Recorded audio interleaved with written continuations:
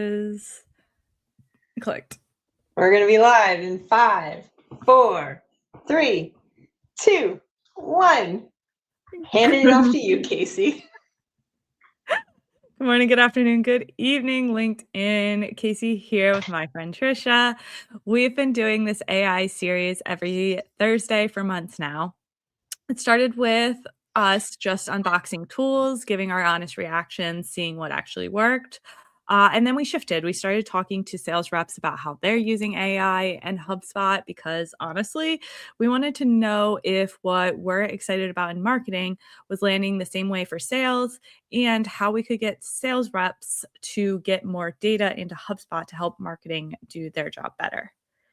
And now we're at the end of the year, and it feels like the right time to zoom out and answer the question, what are we actually bringing into 2026? Not what's shiny, not what HubSpot's pushing, what we are adopting based on everything we tested and everyone we talked to. So that's what today is, our short list, the tools that stuck, the strategies that worked, and the stuff that we're leaving behind. Let's dig in. How are you doing today, Trisha? I'm doing great. How are you? I am doing well. I had a win today, and so I'm taking it. I talked to my husband before I got on here, and he said, just it feels like time to take a nap. You can get one win in a day. Call it. Call it a day. Do you ever feel like, especially if it's a really hard one win, or like the end of a big project, like when I get to that point, I often have no mental capacity to really do anything of substance the rest of the day. And the bigger the thing is, the less brain power I have for anything else that could happen. I agree. So I already told you in the pre-show, but my win was like a personal family win, and it's something I'd been working on for like months. Like I've been trying to get this done for months. And I do just feel like I've just done it for the day. Like why should I keep pushing? I've pushed for months. So yeah, I agree with that. Along that same thread, so Trisha, it's a full year now that you've been Almost. It was consulting January. on your own. It was January? Yeah, but not really until June. So it's really only like 6 months that I've been Oh. for real freelancing. Well, I did wanna ask, like, along those same lines, do you feel like you have a preference personally in project style work, whether it's retainer work or that kind of like, this is the project work? I have a very strong preference, which is for I like being ongoing support. Uh, Mm, it takes, I don't know, it doesn't make any sense to me intellectually to spend a lot of time building relationships with teams to like give them a thing that which is very complicated mhm, to manage anyway, mhm, and then just like walk away from that. mhm, mhm, And because I've always been in the mode of sort of constant optimization, like there is no end to what you can accomplish mhm. and optimize in HubSpot. There's no end. And I don't know, I really like building off of where you are now, starting over again and starting over again and that's not my jam. How about you? Um, I like You're project pivoting.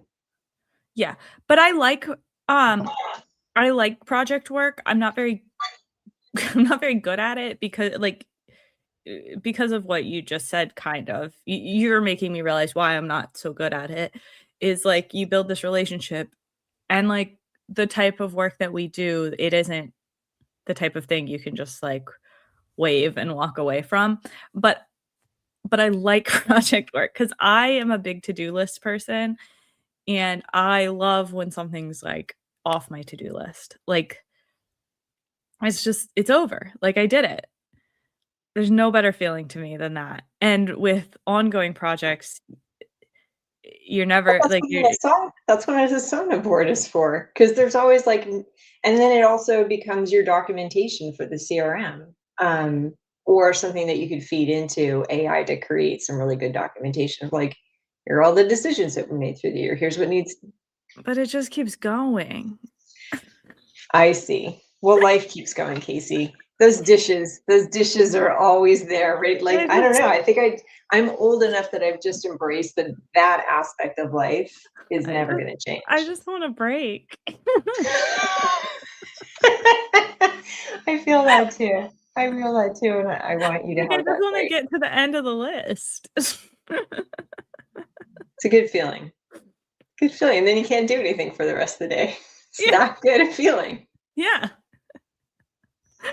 So, but that's not actually what we came here to talk about. So, you asked ChatGPT, your ChatGPT, um, how you've been using AI this year, and what did you find? What did you find?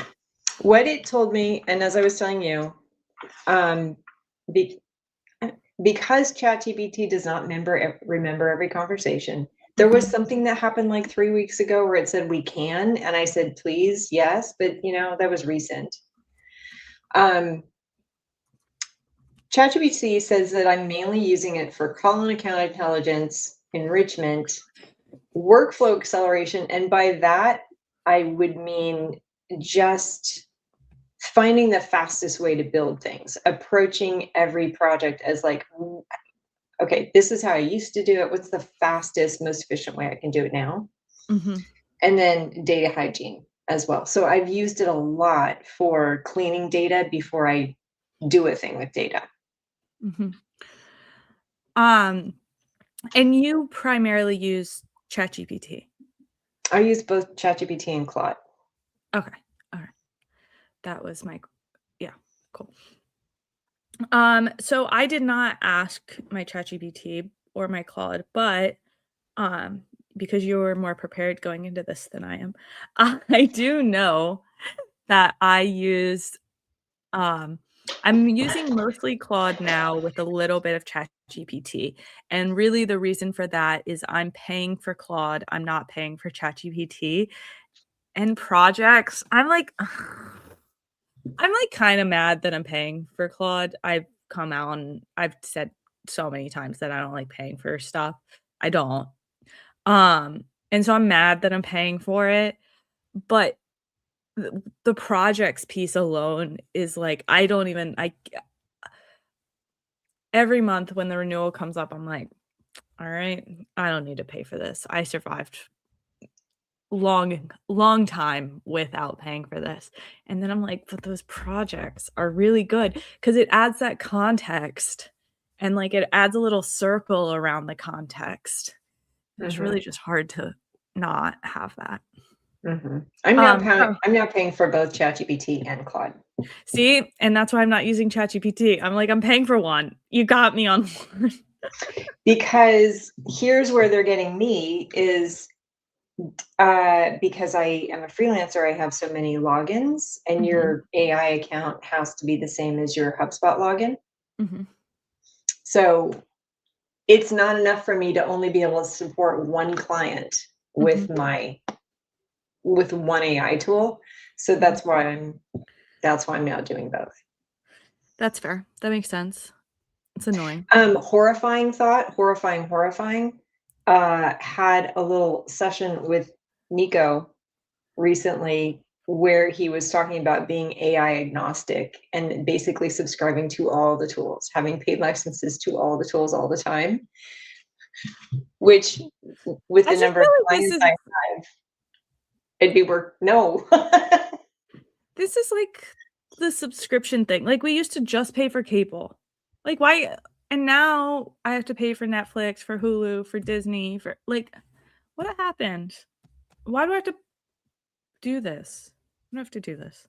Do you think that there's gonna be, like, cable bundles that come at us AI like, bundles? yeah, I think AI bundles are coming our way. Let's not say too much on the air. That's an idea, Trisha. You got an idea there. I don't wanna I don't wanna say too much. I like it. But um I'm mostly using Claude these days. I use it a lot for my social post, and creating content generally. I do the morning show with George and Chris. We go over all the updates. I send that transcript to Claude. It helps me write like what are the top 5 updates of the day. On my best days, I'll highlight like a video with like the best update of the day. I haven't had a good day in a couple weeks, but it helps me like pick that one. And one thing I really like about it is it helps me be a little bit objective, um, because I I spend so much time in HubSpot, so much time talking about HubSpot that sometimes the like niche updates or like the super geeky updates I get very excited about, but those are not necessarily the ones that most people care or touch or Do you anything. remember once upon a time an update we were so excited about, and Kyle was basically like, 3 people were excited about this, and you guys are 2 of them. That was not Was that the excited one? Or when they sunset the current now in workflow field, Oh, that that was like doesn't we weren't excited about it, we were angry about and it. he was like yes, and he was like, "1% of HubSpot users use that field," and I was like, "Probably every portal I'm in, Kyle." But, um, I also use it a lot for client communication. I joke all the time I don't write emails anymore. Um, so that's another piece, and then a lot of account management, which is a lot of what I do is, like, account management tea. So I put call transcripts into Claude. Claude helps me write the follow-up emails. Claude helps me write any, like, contracts, scopes of work, anything like that. Um, and then there was something else. Oh, and even sometimes, like, I'll do, like I assign tasks out, and it helps me, like, create those tasks and stuff. Because you're Auto. using, Cloud MCP to do project assignments now too, right? Which is pretty Yeah, fancy. That with is pretty Value fancy. First in the Value First portal, we did a show a couple weeks ago, doing like the thing that I think is the coolest going into 2026, and the thing I hope to do more of going into 2026 is using the Claude MCP to like actually update records. I just did this yesterday too.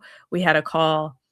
I had Claude using the MCP connector to HubSpot, update the contact records, log the meeting with a summary, and then draft a follow-up email. I did have to click send on that, um, but to be honest, I said I had to. I don't know if I had to. I did, but it's possible. I didn't try for it to.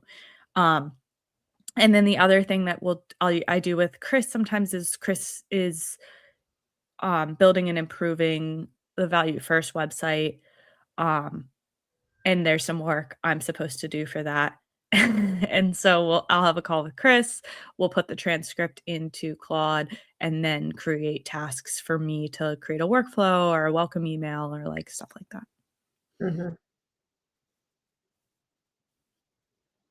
So yeah, I will say I mean, all of basically what I just described is working in Claude or ChatGPT I could use for, a lot of that. I just don't do that as much anymore. Um, what neither of us talked about is using AI inside of HubSpot. Yeah, we didn't talk about that at all. Are are you using AI inside of HubSpot?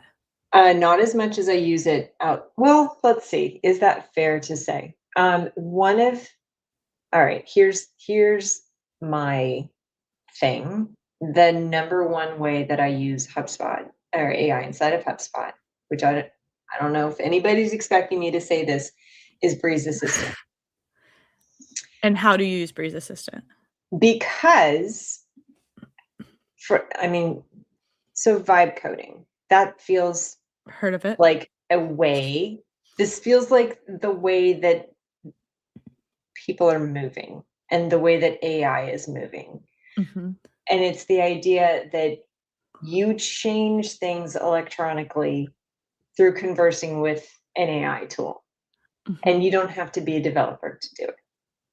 Mhm. And it's not there right now, but I do see that Breeze is that for HubSpot, at some point it's going to be that entry point.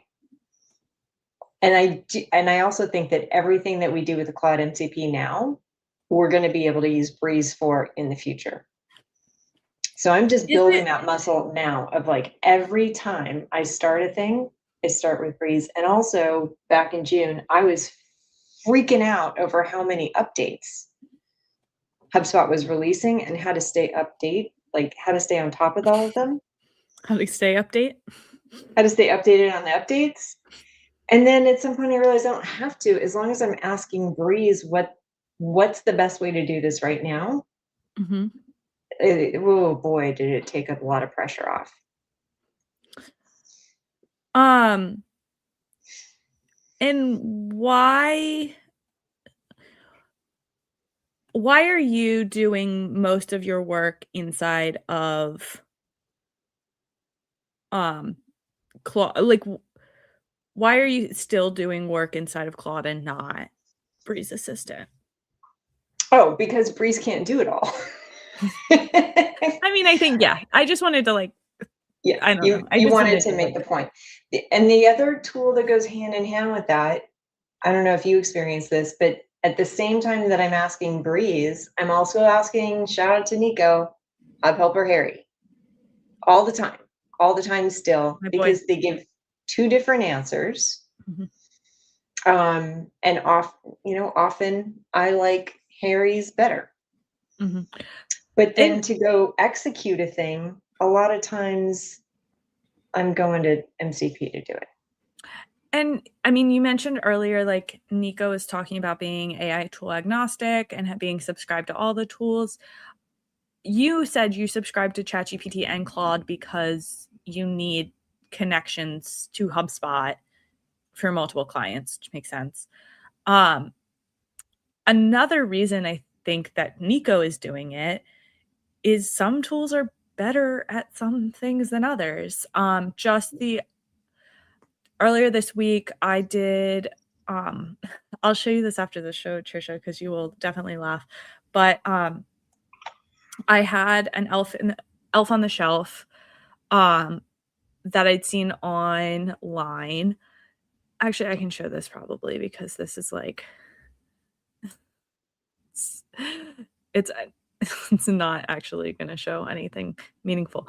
Um, so I had seen something online where people, had Elf on the Shelf.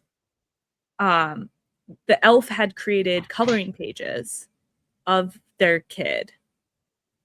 Um, and they were, like, personalized coloring pages of the actual kid. That's Um, fun.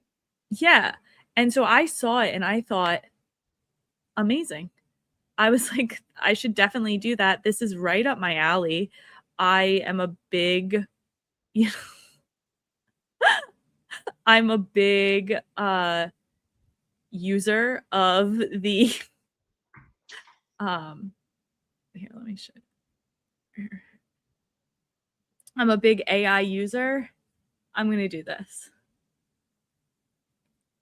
Um, and here is the idea. Oh, add to stage. Here's the idea. So kid's Oh, name, look at color. that. So I sent this to Claude. Again, I pay for Claude, so I was like, "Oh, I'll do it with Claude." Um, I send this to Claude. I say, "This is the idea." I give it the prompt. I give it some pictures of one of my kids.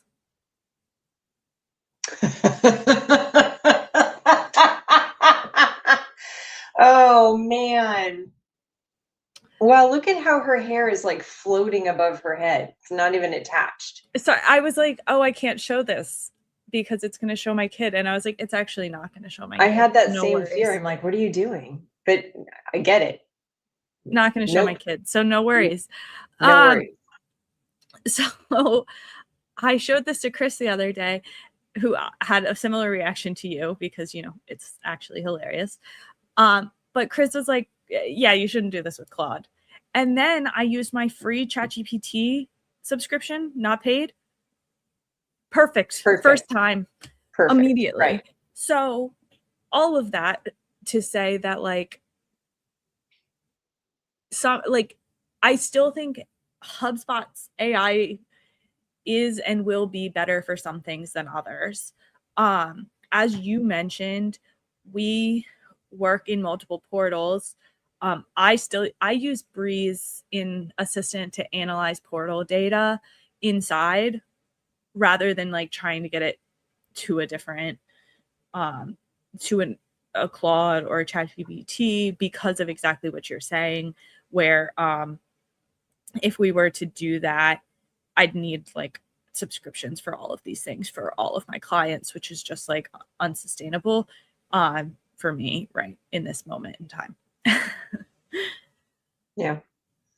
The most intimidating moment of the last 2 weeks for me was when okay, so Nico and Chris were on a show, and Nico said, "Anybody wants to do vibe coding, like, just ping me. I'll sit down with you. I'll get you started." And I was like, "Oh, hell yeah. Sign me up. I wanna do that." So we sat down, and he's like, "What do you have in mind?" And the type of clients that I work with, they're usually pretty robust portals that have been around a while. They're complex.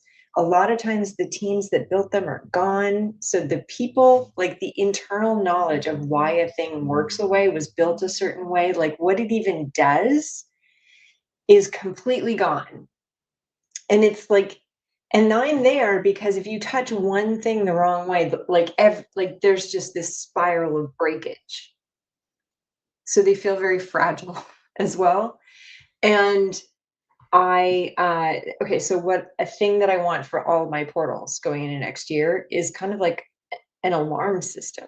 So if there's a standard deviation in how a property is filled out, and it changes by Mhm. more than like 20% in a given day, something Mhm. like that. Like I want a list of these workflows that I need to look at, or the properties I need, something. I want something so that I know about it in more in advance. And the most recent thing came because just the API Mhm. between somebody's product, like their actual product, and HubSpot broke, or like, I don't know, a code change. I don't know what happened, but we weren't getting data in the same way that we were. It completely changed, it hallucinated. So I would just like more visibility into that. And and I'm just like, well, I have Claude, I have ChatGPT. Clearly the answer is in one of these. And then Nico starts rocking some like Comet browser. He's like, no, no, you got to use Comet for this on top Mhm. of Perplexity, maybe. And Yeah. that's where went and started going to town on the AI agnostic and how you kind of have to have all the tools. And I'm like, and that was my moment of like, oh, my brain is breaking because I kind of don't imagine I'm ever going to be the person that knows every tool the way that he does. Mhm. Yeah, I think it's fair to feel that way. I think it is overwhelming to like have all these tools. And I mean, I just think of like myself. I was not using Claude basically at all. Definitely not this time last year. Maybe even 6 months ago, I wasn't using Claude at all. And then I started to use Claude a little, and I was even like, eh, Claude's not as good as ChatGPT. I don't get the hype. And now I almost exclusively use Claude. So one of my learnings that I will continue to learn, because I don't think I will like internalize this maybe my entire life, but like if you keep trying, you'll get better. That's it. That is it.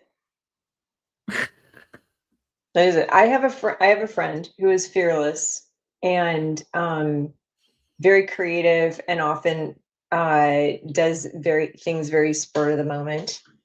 So I remember holding the camera for her and being her videographer for one of her Mhm. projects years ago, um, which she edited and then put up on Instagram, uh, and it was horrible.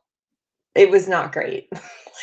Like, we weren't it was the wrong time of day to do that kind of thing, like, all kinds of things were not fantastic, but because she just jumps in and gets it done, she's done a thing 10 times by the time I would normally do a thing, because she's just a lot more fearless about getting started and worrying about what the outcome looks like, she's just like, "Go." Mhm. Um, so her number 10 is now amazing. Mhm. And because she is who she is, like, she's into the hundreds now beyond that first point. Yeah. Do it I over and over again, you'll get better. Yeah. Yeah.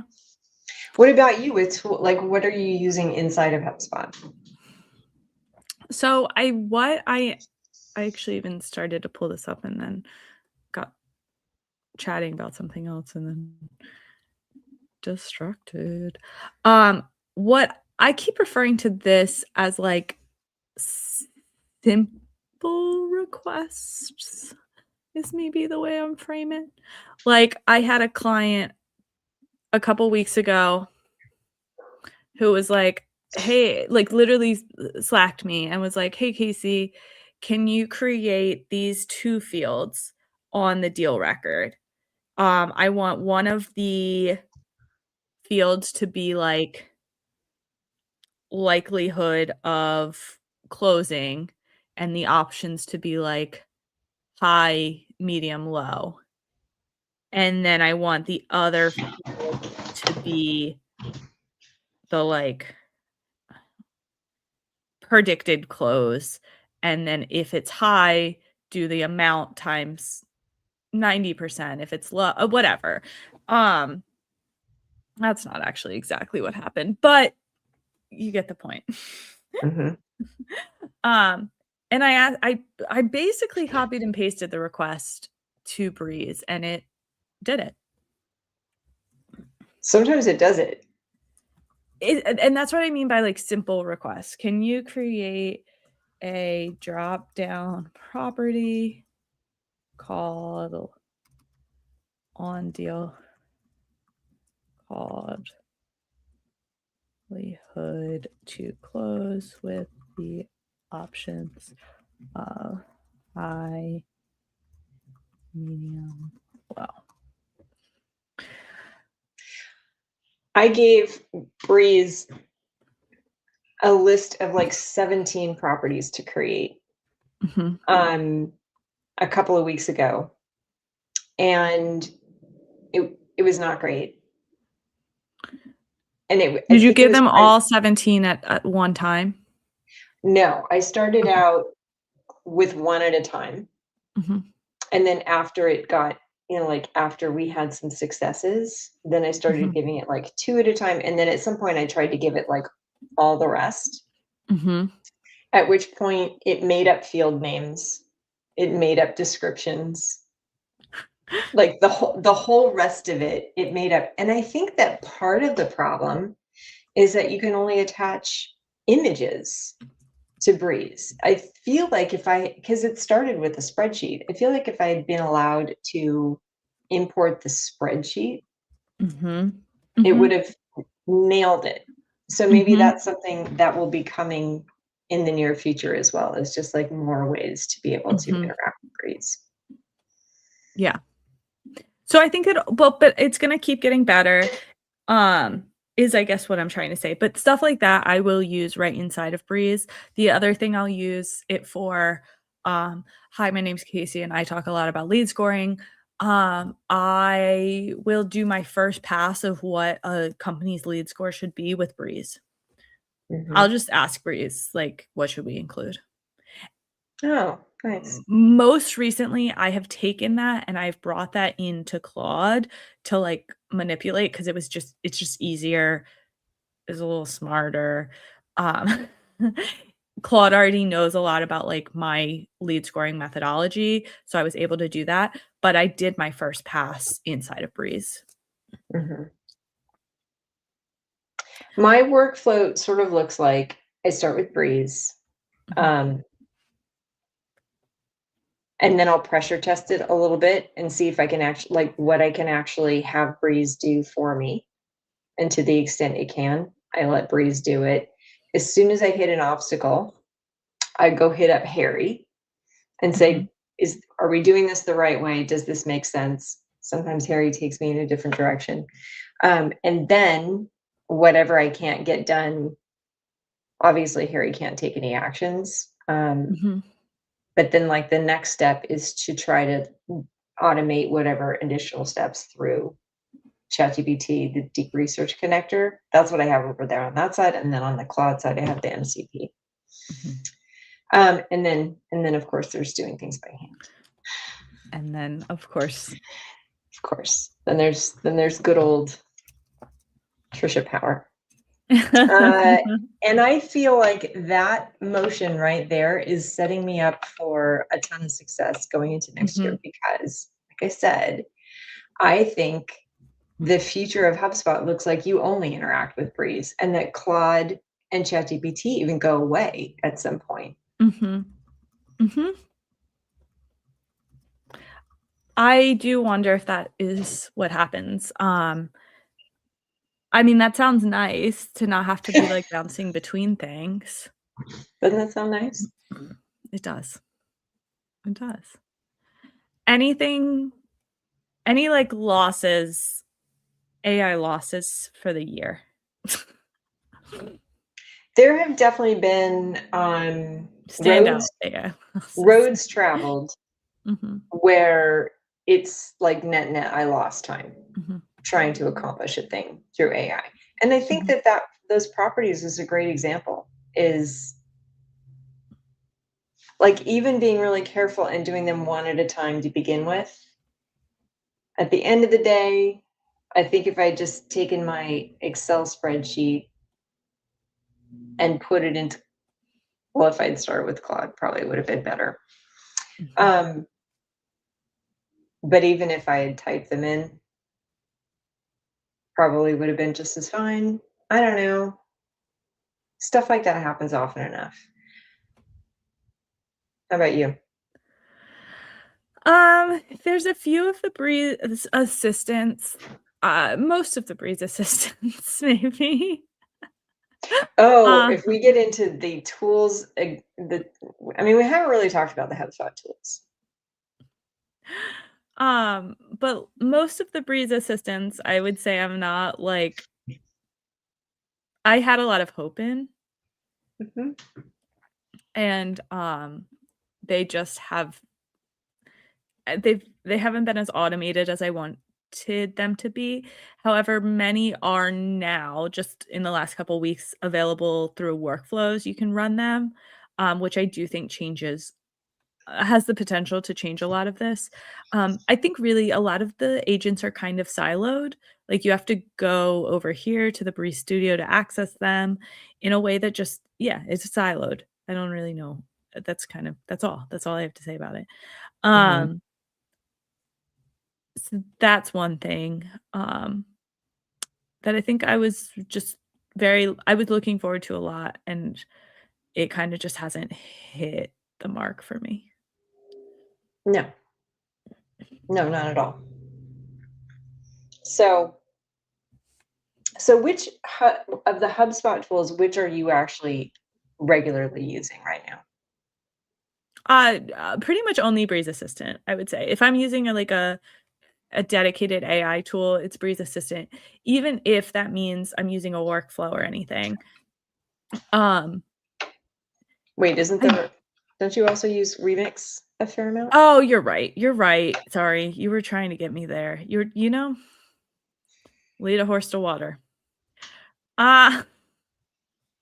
I thought of this earlier in the show, and then I just, like, lost it. I just lost it. I love Remix.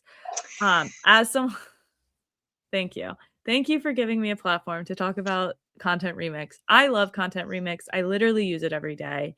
As someone that creates a lot of video content, it makes it very easy for me to turn that video content into, like, text content and other things that may be more palatable for some people's content consumption needs. Mhm. I That's a big, I wanna use it to remix videos, and I've had very marginal results with it so far. Like, I wanna use it to make shorts.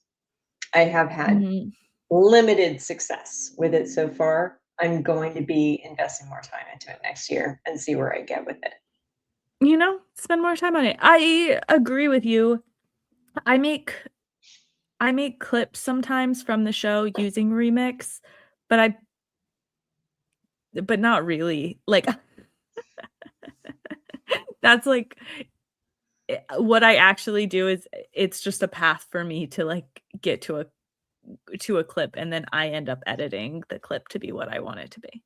So, Mhm, while I do technically use Remix to create clips, um, I it's way more manual than, like, the blog that I make, that I genuinely just, like, basically click publish. mhm. Yeah, Alright. but stay tuned because that's where those tools are today, or when we tested them this year, and they are Mhm, getting better. Um, and I know that they will become more useful. They're just mhm. not there yet. But Breeze, I hit it every day. Content Remix, I know that you use it every day. I think those are the big wins for this year. I agree. I look forward to doing this next year, Trisha, and seeing what we say. That'll be amazing. Wouldn't that be fun? Because I'm always so hopeful. I I can't wish for anything more than, like, when we're having this conversation next December, we're gonna be like, "Oh my gosh, it did turn into the thing that we wanted it to turn into." Whether it's one of those agents that we used or if it's the master plan, like, you just go into Breeze for everything. Can't wait. It's gonna be totally different. Whatever it is, it's gonna be totally different. Yeah. So, alright. So, thanks. Have It's a good been great hanging out with you. I can't wait to do more. One of the highlights of my week. Yeah, me too. So yeah, we'll be back next year. We're gonna keep talking to reps about how they're using HubSpot, and AI tools, with the intention of us learning how we can um, really improve data in HubSpot is really what we're trying to get after because as we all know, AI requires good data. That's it. Have you been getting, targeted with the IBM ads that say, "So you wanna use AI to" something like, "You wanna use AI to report on your data here, there, and everywhere, but your data is here, there, and everywhere, so you can't actually feed anything to AI." I mean, that's where we are right now. Mhm. We're bringing it Um, together. yeah, I haven't gotten those ads, but yeah, but that is where we are. Alright, And oh, somebody commented on this, post where we promoted this and talked about, uh, ChatKit.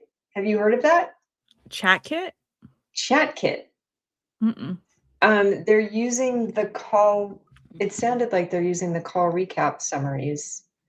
I don't have time to pull it up right now. I'm gonna be too slow. But anyway, that's my next thing. I was like, "What is that? What is ChatKit?" He made it sound like it's super useful, and he's a sales guy. So, Well, we can figure it out. alright. Alright. We Till will see next you next time. year. See you Have a next good year. holiday season, and we'll see you soon. Bye.